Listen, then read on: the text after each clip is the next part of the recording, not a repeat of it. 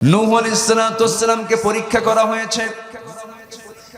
তিনি কি একটা পারিবারিক ফিতনার মধ্যে পড়ে গিয়েছিলেন। বউটাও ঈমান হারা, সন্তানটাও ঈমান হারা, কালিমার দাওয়াত দেন কিন্তু বাড়িটাই তার ঠিক নাই, বউটা ঈমান আনে নাই, এমনকি সন্তানটা ঈমান আনে নাই। আল্লাহ তাআলা বলছেন, নূহ চিন্তা করো কেন?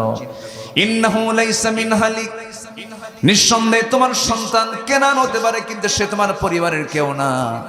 দেখেন, ঈমান আছে, সম্পর্ক আছে, ঈমান নাই, সম্পর্ক নাই। এই কথাটা কার? আসতে বলবেন না কার?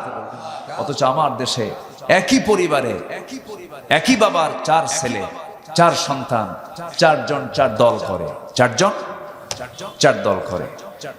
যে দল ক্ষমতায় থাকে সেই দলের যে দল ক্ষমতায় থাকে সেই ভাইয়ের কাছে বাকি 3 ভাই এসে বলে, ভাই 5 বছর তুই আমাদের দেখবি।